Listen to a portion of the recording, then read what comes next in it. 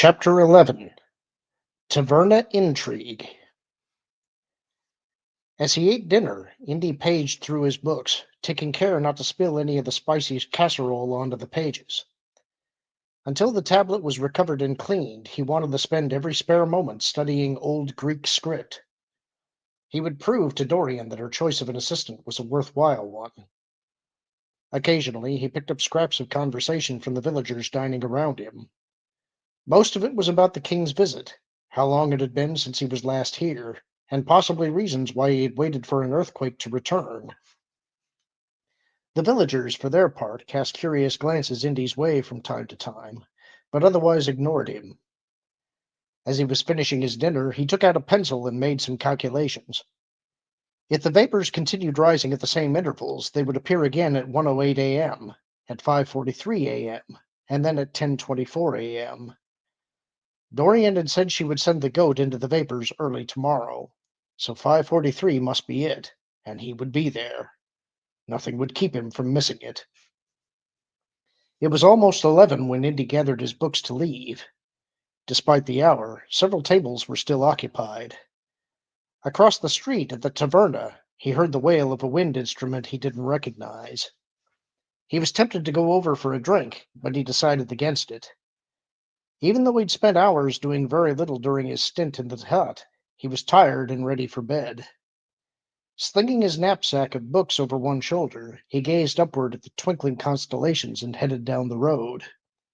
He imagined himself an ancient Greek scholar en route to wondrous Delphi. And what would the ancient scholar learn from the oracle? That he would create a great work of scholarship, marry the daughter of a king, become a great teacher. But why wouldn't the bright young scholar realize that the oracle was a tool of the priests, that what he was told was nonsense? Probably because he didn't want to know, didn't want to pay the price of knowing. As Indy was about to enter the Delphi Hotel, the door swung open and a slender but muscular kid of about 15 stepped out. His hair was short-cropped, his features classical Greek. "Hello, Nikos." "Indy, you're not going to your room yet, are you? It's a Saturday night. Come to the taverna with me." "You're a little young, aren't you?" His dark eyes darted about, taking in everything on the street. "What do you mean?" Nikos asked. Indy frowned at the kid. Back home it was illegal for anyone to drink. Here a teenager was heading to the taverna at 11 o'clock. "You like Retsina?" "I don't drink," Nikos answered. "My father won't let me, but I can still join the music and dancing. Please, come with me. You'll see how we enjoy ourselves."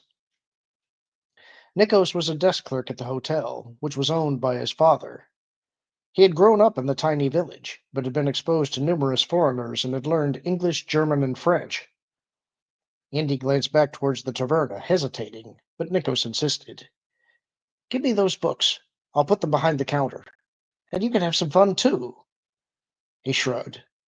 "Okay, but just for a few minutes." He handed the kid the knapsack and watched him disappear back into the hotel. Indy didn't want to offend Nikos. He was a valuable source of information, and almost the only person who said much of anything to him.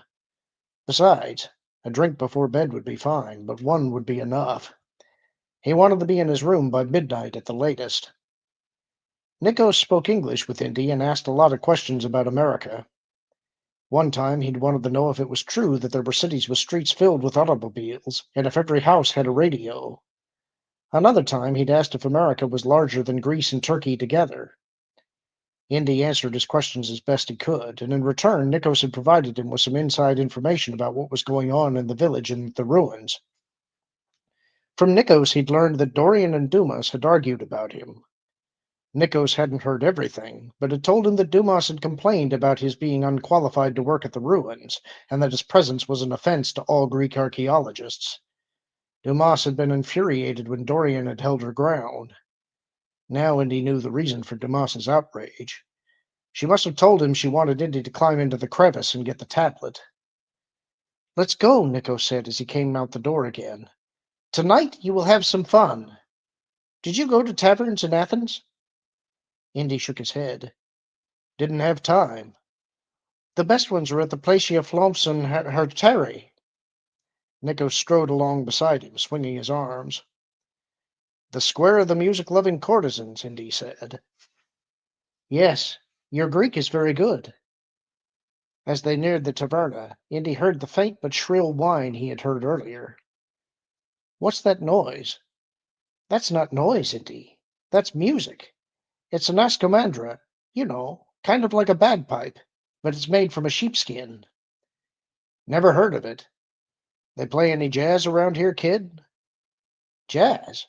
What is jazz? Indy chuckled to himself. Guess not. Next time you're in Chicago, I'll take you to Dreamland to see the jazz bands. Dreamland is in America? Some people think so. Indy opened the door and they entered the taverna. Good. I want to go to America, Nikos yelled above the cacophony.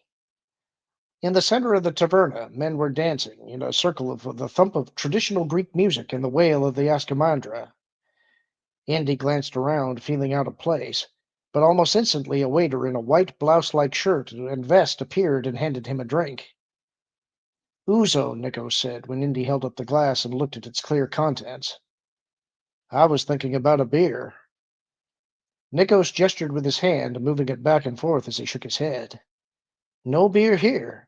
Only ouzo, retsina, raki, and artesino. Of course, Indy said, and frowned at the drink. When in Delphi, do as the dolphins. Several men around them watched Indy. He's from America, Nikos announced loudly. They nodded and gestured with their glasses as if showing him how to drink. When he took a swallow of the anise-flavored drink, two of the men slapped him on the back as though congratulating him on some rite of passage. Nikos looked on proudly. One of the men, who was elderly and wore a battered Greek sailor cap, stepped forward and mumbled something to him. Indy shook his head, unable to hear him above the din.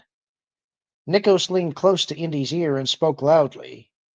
He's a crazy old man. He talks about the old gods. What did he say? Nikos shook his head. But the old man was insistent. He tapped Indy on the chest and spoke again. Indy glanced at Nikos. Something about Pythia. What about Pythia? Nikos spoke to the old man, who glanced at Indy and mumbled again. Well, what is it? Indy asked when Nikos didn't say anything. I told you he is a crazy old man. They call him the Crazy One. But what did he say? Indy demanded. He says Pythia has you in her grasp and... And what? And she will swallow you like a little mouse. That is what he said. Indy grinned and leaned down to Nikos. Tell him I haven't met her yet, but when I meet the daughter of a snake, you can bet that I'll know it. Another old Greek moved in front of the Crazy One, clasped Indy on the shoulder, and spoke in a slurred voice. Nikos said, He invited you to visit his home to sample his homemade retsina. Thanks. Indy smiled and nodded at the old man. The stuff tastes horrible. The man, who didn't understand a word, nodded in agreement. Indy and Nikos both laughed. A friendly bunch here, Indy said, but as soon as the words came out of his mouth, his smile faded. The circle of dancing men broke up and dispersed, and he suddenly had a better view of the other side of the taverna. Seated at a table near the wall was Dumas, and with him was a familiar-looking man with curly hair. The sight of the man made Indy feel uneasy, and he tried to recall where he'd seen him. Then he knew. He was one of the men who had chased him and Dorian at the Acropolis. He was sure of it. Nikos, who is that talking with Dumas? Nikos craned his neck. His name is Panos. He is from Athens, but he was born here. He comes to visit his mother. He brings his son with him. How does Dumas know him? Stephanos knows everyone. He wanted to see how the man would react to him and suggested they go over and greet Dumas. Nikos shook his head. I don't think that is a good idea. Why not? Panos is not friendly, especially to people like you. Foreigners, I mean. Well, it's a big world.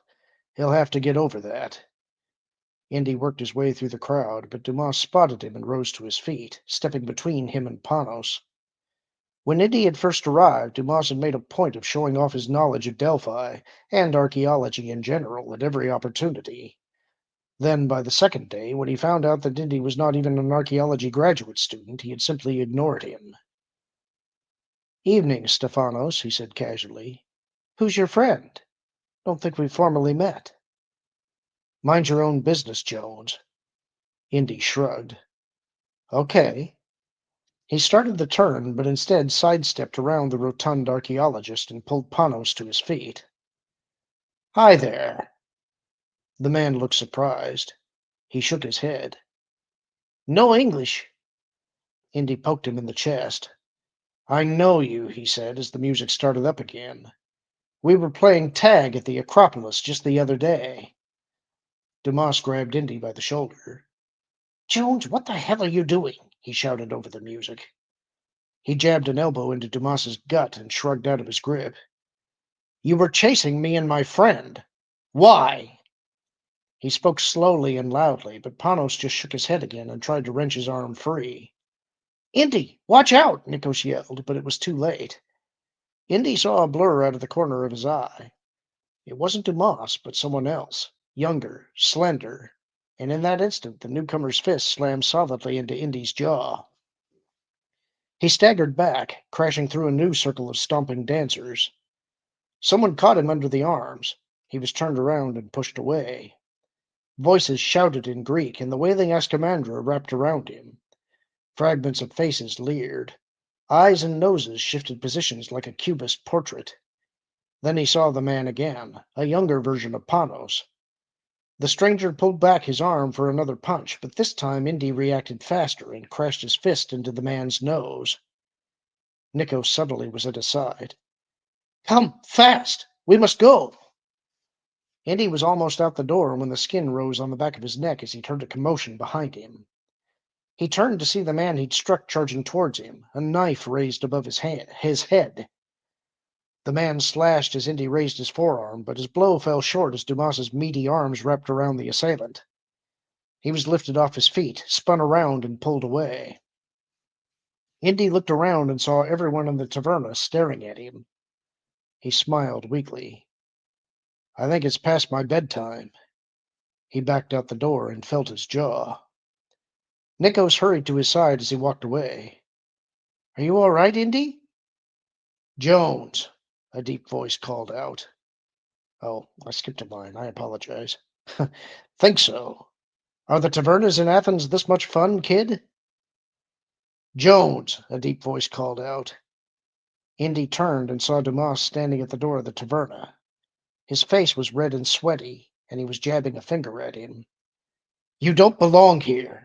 If you want to see Paris again, stay out of Greek business." Indy unlocked the door of his hotel room, opened it a few inches, and laid his books on the floor. He glanced over his shoulder, making sure Nikos hadn't followed him. Then, instead of going inside, he slammed the door shut and moved down the hallway to the back stairs. Outside, he walked around the side to the hotel stable and mounted one of the camp's horses. He had to get to the ruins as quickly as possible. Delphi was a trap. Dumas must be part of the conspiracy against Dorian and her father, and he had to tell her. They had to get away from here, and there was no time to waste. He couldn't take the road through the village. He would have to pass by the taverna, and Dumas or one of the others might see him. He directed the horse around the back of the stable to a narrow trail that led through the woods. He'd only taken the winding path once, and that had been during the day with Nikos. He knew he would have to rely on the horse's own savvy to find its way back home. As Indy cantered along, the darkness closed around him like a blindfold.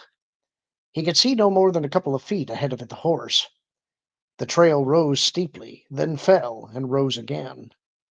He rocked back in the saddle, gripping the reins, and slowed the horse to a trot. "Easy, boy. Just follow the road." Suddenly the trail plunged downward, and the horse skidded sideways and whinnied. "Whoa! Whoa!" Indy yelled, pulling in the reins. This was a mistake. A big mistake, he told himself.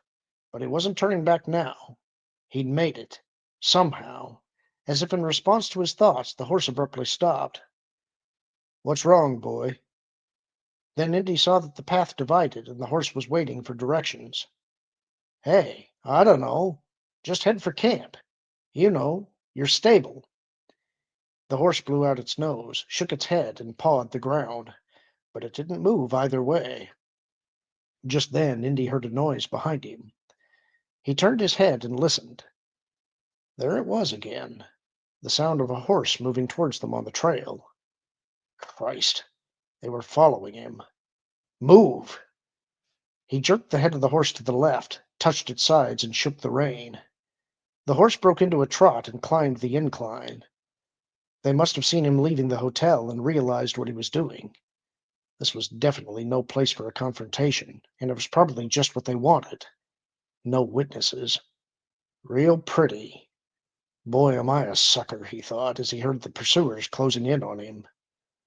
Maybe he should get off the horse and send it down the trail. They'd chase the horse and he could get away. Good idea, he told himself. But just as he was about to dismount, the reins slipped from his hands. He fumbled for them in the darkness, but couldn't find them. Hell with it, he said aloud, and started to dismount the moving horse. But at that moment the path rose, and a thick branch caught him squarely across the forehead, knocking him out of the saddle. He tumbled through the darkness and crashed with a thud to the ground. He gasped for breath, heard hoofbeats. He rolled onto his stomach, then stumbled to his feet. He wobbled one step, another, then dropped to his knees. He tried to rise again, but fell backwards. Far overhead, constellations spun in tight, mad circles. He closed his eyes, shutting it all out, and lost consciousness. A voice. "Indy, are you all right?" He blinked his eyes open and saw Nikos. "Where'd they go?"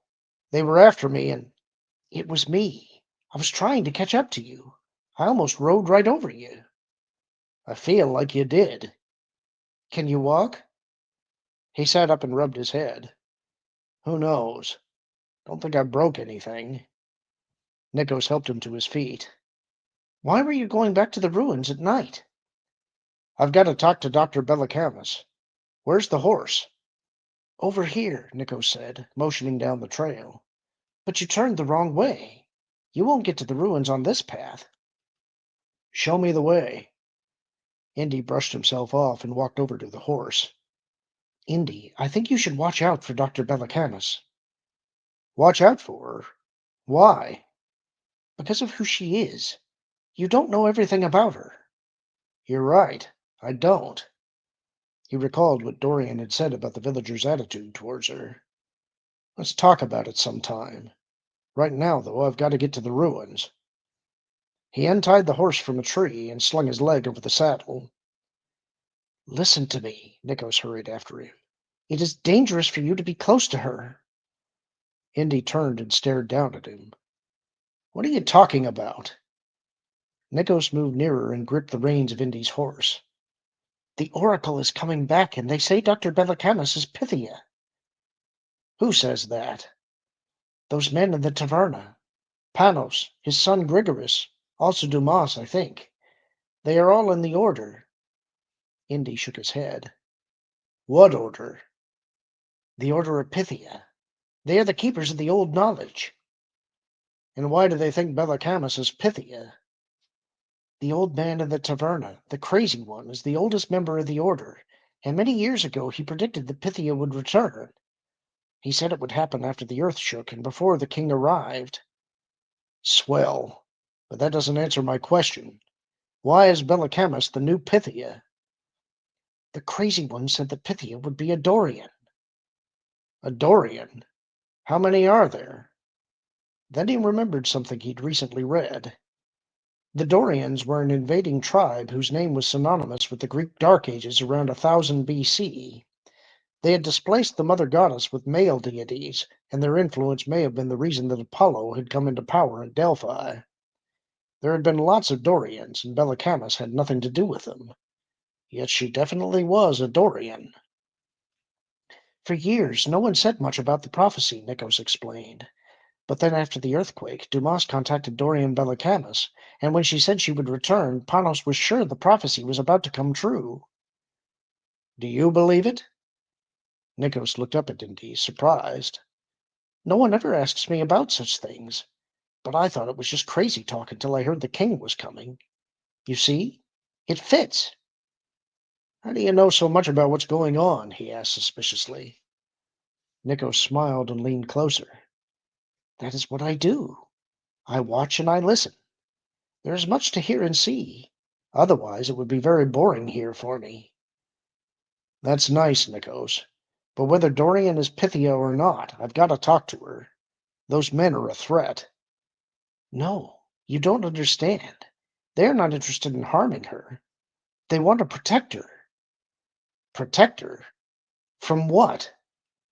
From outsiders. Like you. And that's the end of the chapter. Hope you enjoyed it. Talk to you soon.